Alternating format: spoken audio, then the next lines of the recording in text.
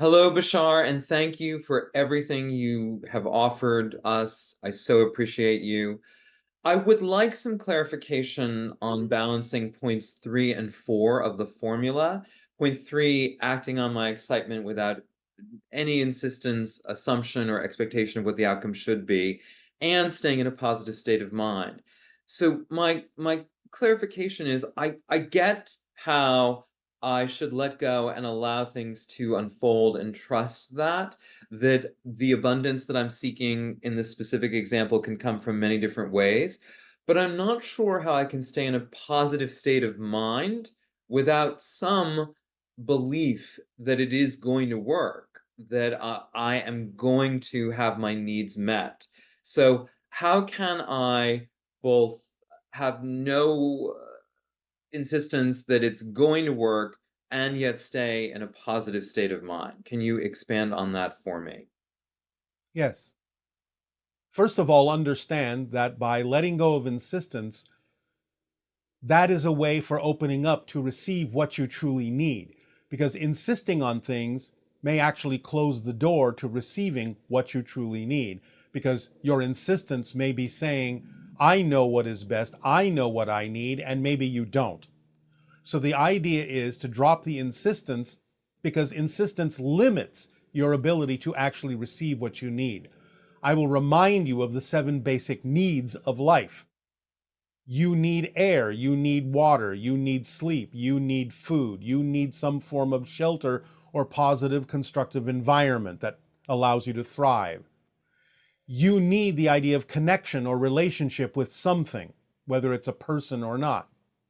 And you need the idea of self-creative expression, the idea of acting on your passion. If you say you have needs that go beyond those, then they are not needs, they are insistences on something that may not be what you need, but may only be representative of what your ego system wants. And it may not be aligned with what you truly need. If you receive the 7 things we just outlined that are the true needs in life, your life will be fulfilled. So you have to pay attention to whether the idea of what you say are your needs are actually really wants, or are they truly aligned with the 7 needs we just outlined? The idea of staying in a positive state is, again, your ability to experience whatever happens in a more constructive, beneficial way. Why would you want to stay in a negative state and experience things in a negative way, in a destructive way, in a way that doesn't serve you positively? Staying in a positive state is allowing you to interpret any experience and glean from that experience and extract from that experience something that will move you forward in a positive direction, that will allow you to feel more connected, more self-empowered.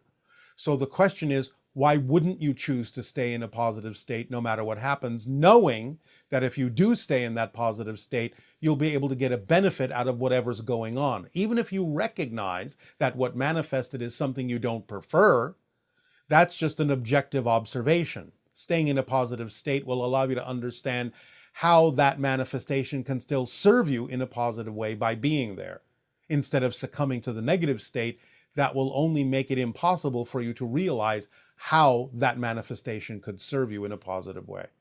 So it's up to you to decide what you actually prefer to experience, and know that you're making a choice to be in a state of being that will allow you to experience them in the way that you prefer, as opposed to experiencing things in the way that you don't prefer. So it's just simply a choice you make based on how you would like to experience things. And by understanding what your true basic needs are, and not calling things that are egotistical wants things that you actually think you need, when in fact you may not. Hey, Bashar. Good day. Uh, Hi. I am so excited by this. I really thank you for this. It is our passion and our pleasure. What would you like to discuss? Well, my personal growth is really important to me. I've known that since I was a little kid. And it led me to you and the excuse me, I'm senior moment. Um, The uh, formula? the formula. Thank you. Thank you. Yes. And I've taken to the formula, and I have a really good understanding of it. And it's also I have the law of attraction information as well. Yes, well, the law of Um, attraction, in a sense, is built into the formula as well. Because again, what you put out is what you get back. yes, I have discovered that my life has taken a terrific change. I'm basically happy all the time thanks All to right. this. Yes. Um, We are basically happy all the time as well. I like to hear that. Yes. Um, I guess my question I have, is there anything there that I may not be aware of that maybe I don't know. I don't actually know, but I'm just If you wondering if say I that have. you are happy all the time, why would you assume that there is something else you need to know? And why wouldn't you understand the formula enough to know that if there is something there, the reflective mirror component of it will bring it to your attention in the appropriate time? I actually agree with you on that. I guess sometimes I get so excited that I forget where my passion takes me. But I do follow my passion. Like you, I'm an artist, so I do know what it's like to allow my creativity and my imagination All sometimes right. get the better of me. But yes, All right. Well, as long as you always course correct, as long as you're always aware to check yourself, you'll be fine. thank you, thank you. Uh, The only other question I have at this time, it just dawned on me that like the work you're doing to with First Contact, I was really happy to hear what the announcement you made about the next coming year. Uh, um, my question is like what do we on this planet at this time, what do we offer in this exchange? Many different things, many different perspectives, ways of experiencing life, ways of expressing your creativity that are different from ours. It enhances and builds and adds to our understanding of all the different ways that all that is has of expressing itself. Plus, again, the idea is that in the suggestions that we will deliver in the upcoming transmissions, we will see how you use your creativity to perform these acts for all those who are willing to follow these suggestions, take the actions, and increase their vibrational frequency to be that more aligned with the interstellar alliance. You will come at it from a unique point of view. I like that. Uh, I listen to a lot of information for, like near-death experiences. I like to give an understanding of what's waiting for us on the other side when we go back to where we came from. Yes, but Um, remember that you are already there. yes, I am quite aware of that. All right. Uh, I'm working on my relationship with my inner being and source, uh, building on that relationship. But I do understand that I come from the perspective of an illusion and Yes. going back to something real. Uh, and I actually do enjoy that fact. I'm looking Yes. forward to that. Yes, it doesn't diminish the effect of the illusion because the illusion has its purpose, allowing you experiences that cannot be had purely in spirit, and thus it expands you and allows you to grow. So just by understanding it as an illusion does not in any way, shape, or form discount the experience as important. I, I've discovered how important our experience here is to uh, where source is. Uh, Yes, yes.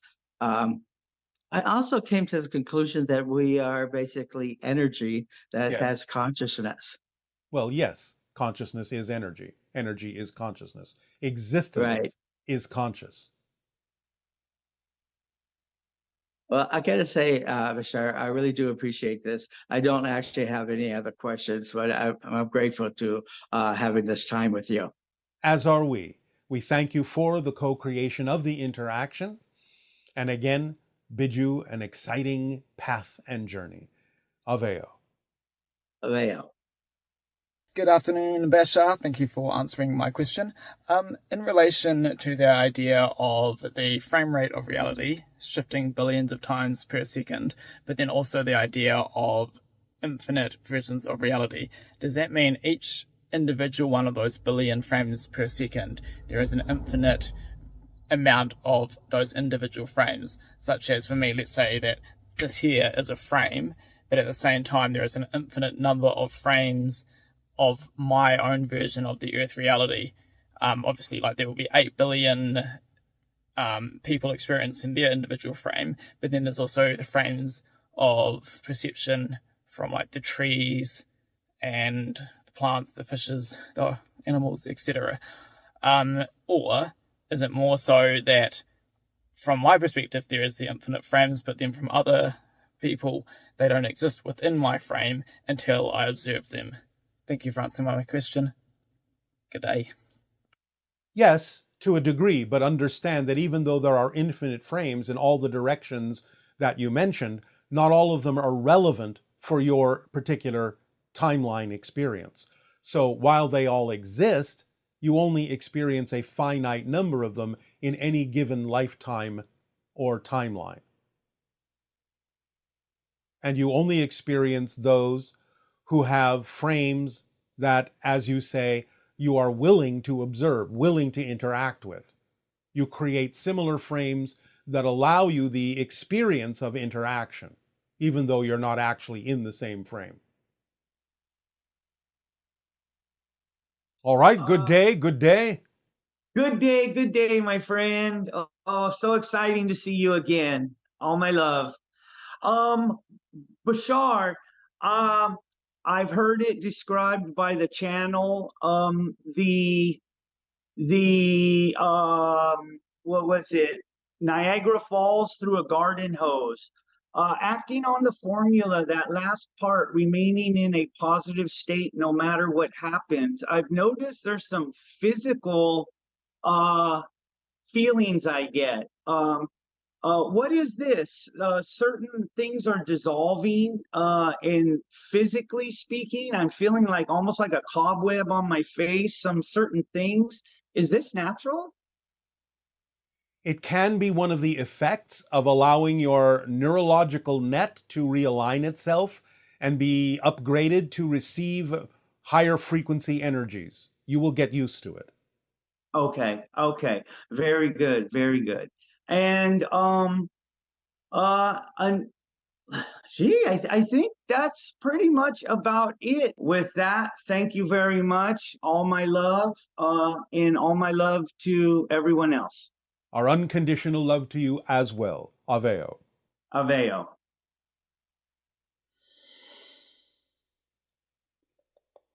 Hello, Bashar. This is Erin from Toronto. I had a question about genetics. My question is, I am Caucasian and my husband is Persian, and we just assumed that the dominant genes would be his since he has black hair and brown eyes and dark skin, that our child would look like him. But my son looks exactly like my dad, like to the degree to which my dad showed me a photo of himself as a baby and it was identical to my son. And I wondered, is this a choice made by the child themselves? Does this have to do with their DNA or their life choices? Is it that they're trying to align more to my familial lineage, or is it just genes? Does it just happen the way it happens? I feel like there's more significance here. I would just like to have a bit better understanding. Thank you so much. It's all of the above. The spirit will choose the genetic makeup that will serve the life path best. So therefore, it can be an expression of what will work for the spirit in this particular lifetime, and therefore they choose the genes that will be arranged in such a way as to allow them the expression and the idea of the, one moment,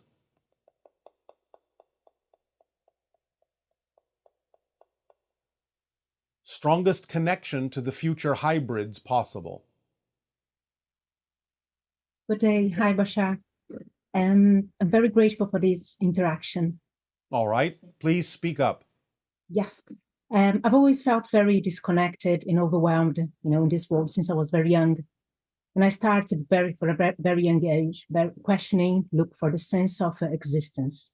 Like many others here, I have a long story of pain, suffering, search, learning, and healing to try to connect with God or enlightenment, if we can say this word. So 13 years ago, I found you. And I've been following the formula, practice it along with other remission sleeps. And a couple of years ago, I finally found some clarity, peace, healing, purpose, my mission, when I then decided to go back to South America and work in communities. And I took then one of my sons. And 6 months later, he passed away unexpectedly. So I felt lost, disconnected, like I went backwards again. So my question is related to, at the moment, I don't need anything. I don't want to manifest anything. My question is actually, how can we end the suffering of our minds and be one with God? By understanding that you have lost nothing but gained everything. These things happen by agreements. The timing of your son's passing is something that can actually aid and assist you in stretching your mind towards spirit by reaching out to him, by connecting to him more strongly, and not feeling it as a loss, but feeling it as an expansion. For you exist in spirit alongside him as well, eternally.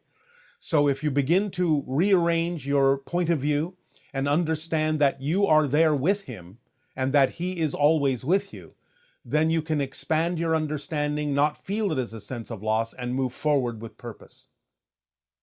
So your opinion, is grief a form of attachment?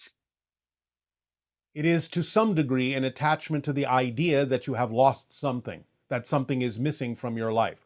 Now, we understand that a brief amount of it can be healthy for you to let go of that idea, but the longer you hold on to grief, it actually prevents the spirit from reaching out and communicating with you. Because the idea is that when they attempt to do so, it will remind you of them, and as long as you remember them through the idea of loss, you will always feel the connection as more grief, rather than opening up to the idea that it is a communication coming from them.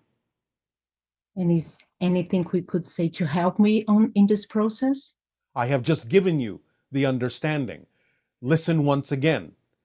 You have to understand that anytime you feel grief, it may be representative of an attempt by your son's spirit to communicate to you.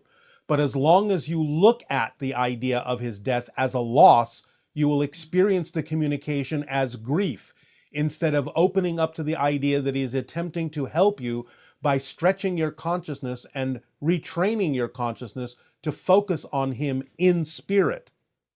Okay, thank you. If I haven't made another question, in relation to the Ascended Masters, how can they help us as an individual or collectively? Should we follow their guidance, or can we connect it spiritually with them? All ascended masters can be connected to. Anytime that you feel a connection to them, think of them, you are connecting to their frequency. But all ascended masters are basically telling you the same message. It is not about following them. It is about understanding that you have the same potential as they do, to be like them, to know that you are like them, to realize your full potential. So the idea is that they act as reflections of what you can achieve. They act as reminders of the power that you have within you.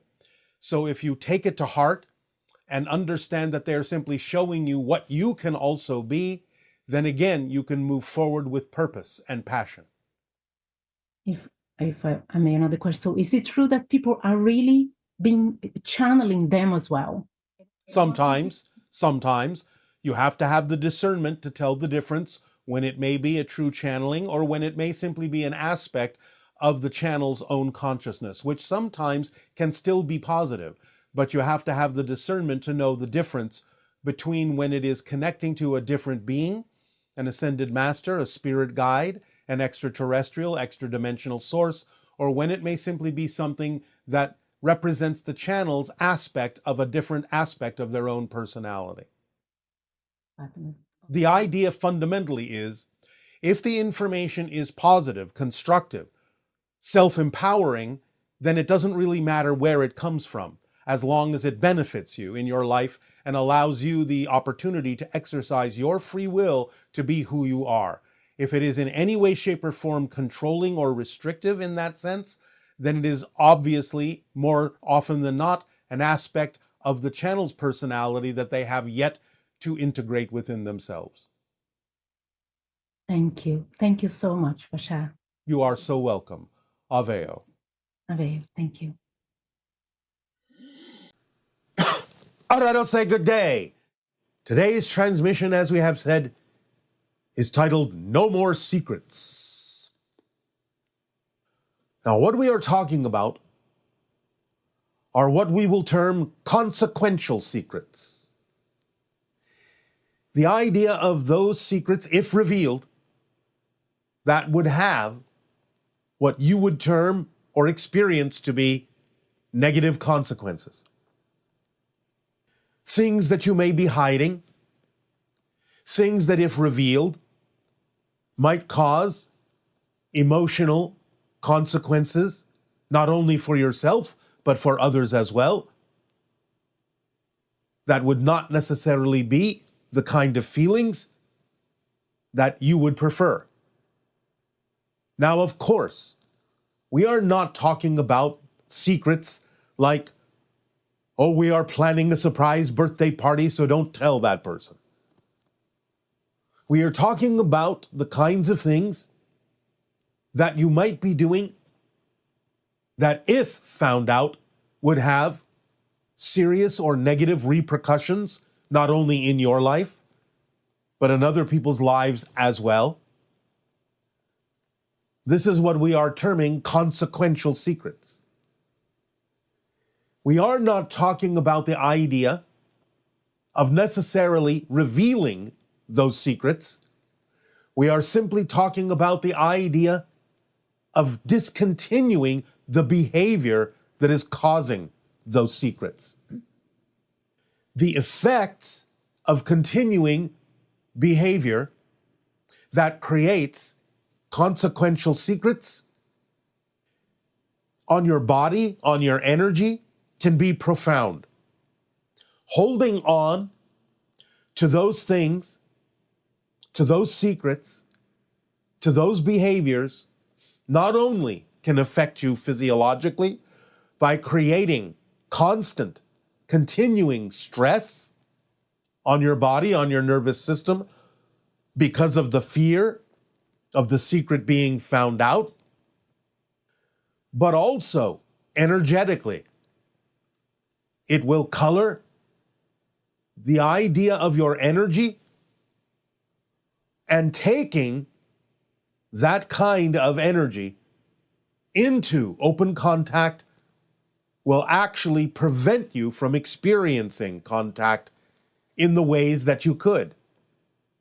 Remember that in open contact, you are going to be exposed to many higher frequency vibrations of more highly developed and evolved beings that are telepathic and who would very easily sense that you're holding on to energies that do not benefit you, that do not benefit others.